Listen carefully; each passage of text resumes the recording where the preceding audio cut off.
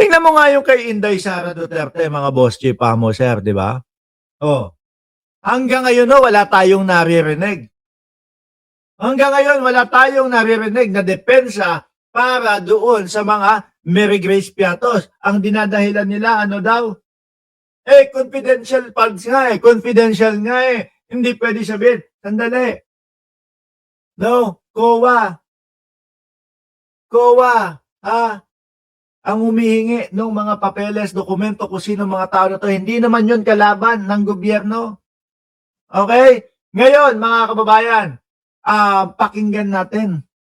Kanina, habang nagbablog po ako, nung morning na vlog natin, o morning live natin, ay nakita natin ang Vice Presidente.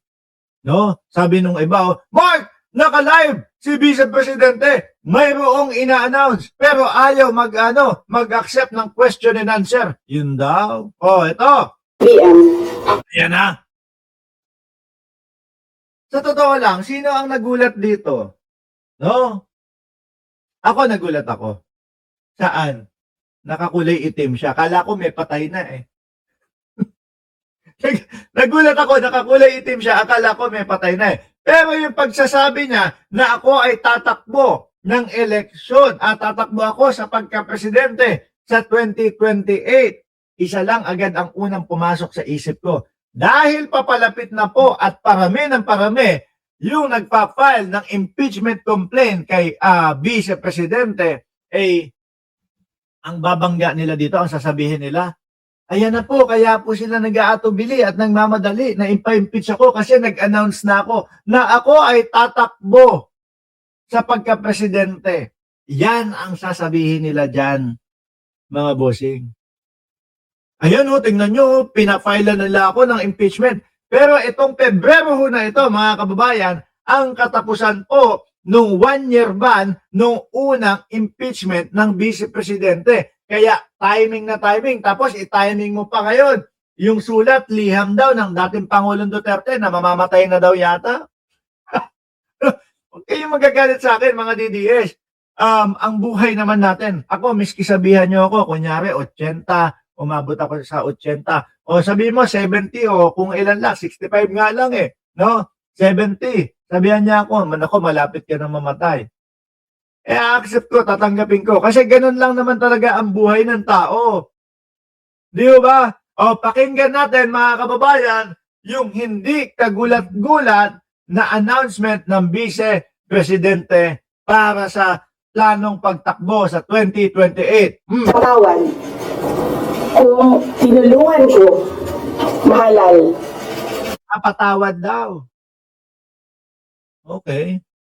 Kung tinulungan. Kami naman, iba naman, Vice Presidente. No?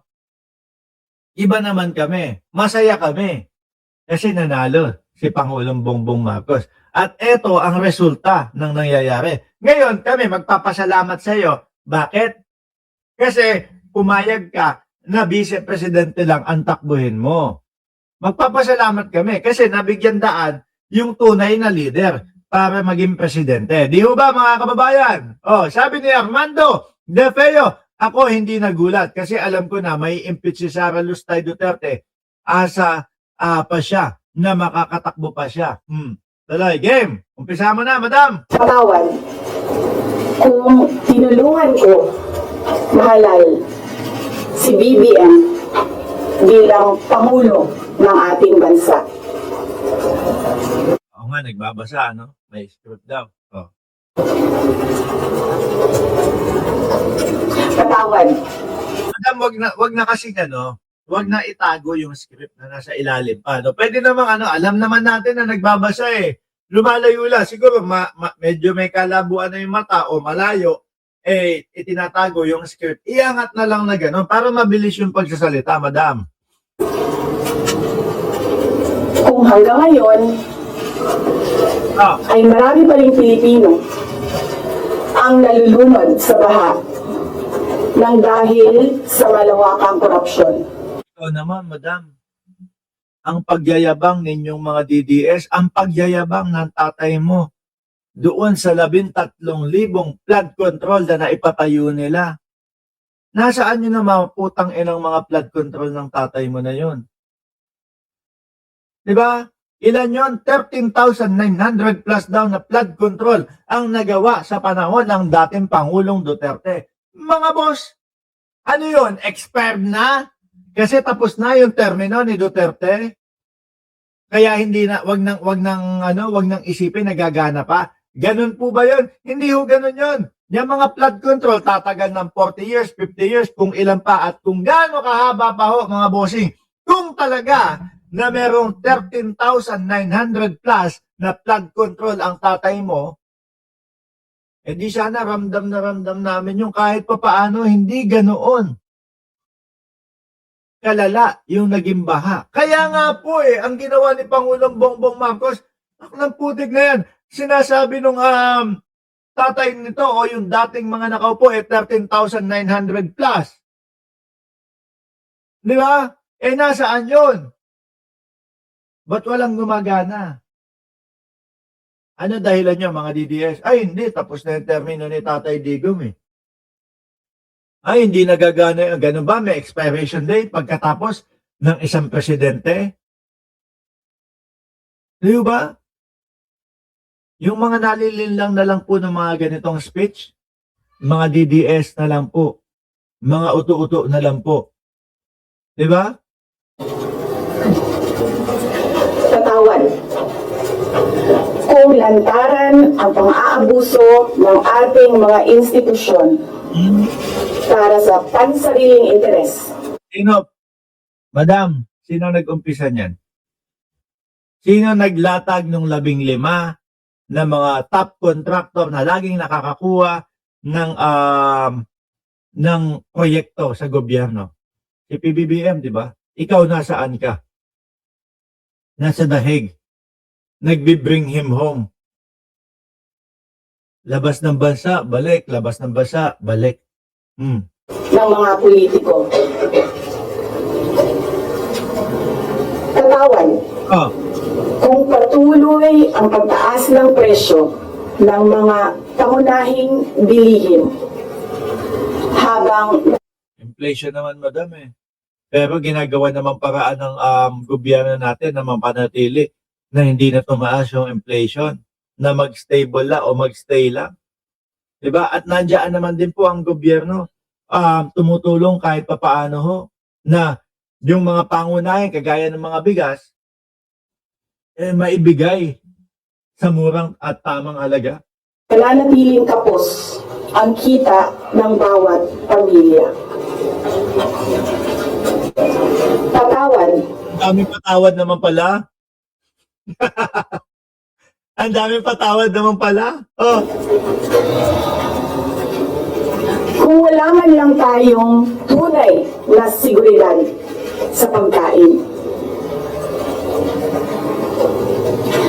Ako po ni minsan mga kababayan, although napakahilig ko sa politika, no?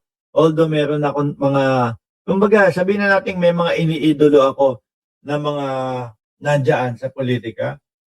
Ni minsan hindi ko isinandal ang sarili ko doon sa mga politiko. Kasi mga kababayan, tayo ang kikilos para sa sarili nating buhay. Ano po? Tayo ang kikilos, tayo ang gagalaw para may makain tayo sa araw-araw. Tayo ang didiskarte para may kainin tayo sa araw-araw. Tayo ang magtatrabaho para makapag-decide tayo kung masarap ba ang kakainin mo o hindi. Pero kapag wala kang kilos, wala kang galaw, at umasa ka sa gobyerno para sa buhay mo, anak ng putek, yan talaga ang sasapitin mo. Wag ho nating iaasa sa ibang tao. No? Ang pang araw-araw nating mga pangangailangan tayo ang kikilos para dyan. Kung ano ang kilos mo, kung gaano kadami lang yung kinilos mo, yun lang din ang aasahan mong babalik sa iyo. Nakabase sa atin po, mga kilos at trabaho at gawa natin. Kung masarap ba ang kakainin natin bukas o hindi. No, hindi po sa gobyerno. eto, parang gusto sumandal kayong lahat sa gobyerno. No, kung bakit kayo gutom kasi yung gobyerno hindi magaling, no? Kahit ano pong hindi galing ng gobyerno, kahit ano pong kurakot ng gobyerno, pero kung ikaw may sarili kang sikap para sa sarili at pamilya mo, hindi ka magugutom. Di ho ba? Hindi ka magugutom. Oh, Tawad. patawad na naman. Ang dami naman patawad, Madam BP. Kung may nagkakasakit at binabawian bigla ng buhay dahil sa kakulangan ng maayos at epektibong healthcare system. Meron din ganon. Ito nga niraratrat ni tinatrabaho ni Pangulong Bongbong Marcos, yung talagang wala ka nang babayaran. Paglabas mo wala ka nang iniisip na problema din. Hindi ako kailanman natakot sa pagsira nila sa pangalan ko. Pagsira ba yun? May mga ebidensya? Sila Mary Grace Piatos. Pagsira ba yung napanood natin sa live niya mismo na may pagbabanta sa buhay ng Pangulo, asawa ng Pangulo at pinsan ng Pangulo pag may nangyari daw sa kanya, may inutusan na? No. May mga taong nagsasabing nakatanggap daw po sila ng puting sobre na naglalaman ng 25 hanggang 50,000. Pagsira ba yon? Ang nakikita kong pagsisira o paninira sa pangalan o sa isang tao ay yung ginagawa ng kampo ng mga DDS. Na ang ginagawa nila, mga bossing, ay nag-iimbento at nagtatahi-tahi ng mga kung ano-anong mga paninira para sa ating presidente para matanggal, bumagsak, maalis sa pagka-presidente. Yun ang paninira, Madam BP. Sa aming mga Tagalog, yun ang ibig sabihin. Hindi ko lang alam, no? Sa inyong mga taga Davao. Ngunit, may takot ako para sa ating mga anak. May takot ako para sa susunod na henerasyon. Natatakot kami doon sa China kapag tuluyan yung mga pinaggagawa nila Marcoleta at ng mga Chinador. Natatakot kami na masakop ng China ang ating bansa na kapag kayo ay nagtuloy-tuloy, no? Na mamuno sa aming bayan, sa ating bayan. Yun ang nakatatakot. Di ba? Mawawala yung tunay na kapayapaan, mawawala yung tunay na kalayaan ng mga Pilipino kapag kayo ay nanatili diyan sa inyong mga posisyon. May takot ako. Meron pa din takot. Patawad. Ngayon naman, may takot. Sino ba nag-script dito kay BP Sara? No? Sino nagsulat ng script ng Vice Presidente kaya? Para sa mga kababayan nating walang bahay sa ibang bansa. May takot ako para sa mga kababayan natin na walang bahay sa ibang bansa. Atras ko nga, medyo nalito lang akong konti doon. Baka merong explanation. Ako, para sa mga kababayan nating walang bahay sa ibang bansa. Walang pangalawang pasaporte, walang ibang matatakbuhan kundi ang Pilipinas. Kahit ito'y patuloy na nalulugmok sa kahirapan. Baka, kumbaga, parang natatakot ka doon sa mga kababayan natin na hindi makakaalis ng bansa kung sakaling bumagsak ang ating bayan. Ganun ba yung gusto mo sabihin? Mawala kayong lahat sa bayang Pilipinas. Mawala yung mga panggulo sa bayan ng Pilipinas. Mawala yung mga gustong magsuko, no, sa teritoryo ng Pilipinas. Tingin ko tuloy-tuloy ang pag-unlad ng Pilipinas, Madam. Na ako'y kahadlok nga moabot ang adlaw na dawaton na lang nato ang kapobrehon isip kapalaran. Nga maanad na ta sa sayo.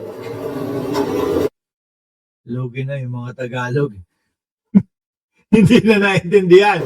Nga mawad-an na lang ta og paglaom. Ug labaw sa tanan na ako'y kahadlok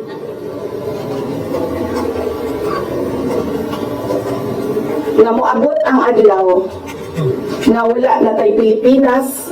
Sabi ni Ma'am Neng Gigi, pansin ko scripted na mga sinasabi ni Sara D.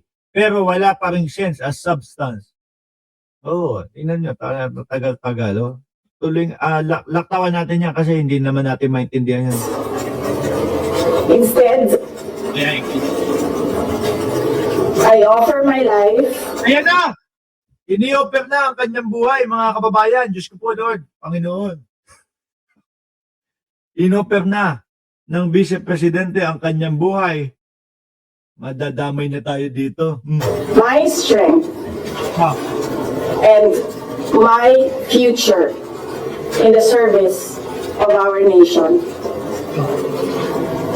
Mga kababayan, ibalik natin ang tapang at malasakit para sa Papatayin na yung mga kontra sa mga Duterte. Ganun po ba, Madam? Ganun no kasi yung sinasabi ng mga taga-suporta ninyo. Lagot kayo, yari kayo. No? Pakiramdam namin, papatayin nyo na po kami. Kasi ganun yung laging sinasabi ng mga supporter nila. Nagtago na kayo, lagot na kayo sa 2020. Tagal pa naman yan. May 2 taon pang pwede magtago. No? At tupagin muna natin itong mga impeachment na kakaharapin ng Vice Presidente. Diyos sa bayan at para sa bawat pamilyang Pilipino. Ako si Sara Duterte. Oh, ako si Sara Duterte. Tatakbo bilang Pangulo ng Pilipinas. Ang galing ha, saktong-sakto doon sa pagpapasa at doon sa impeachment. Yan lang naman ho talaga yan mga bossing, no?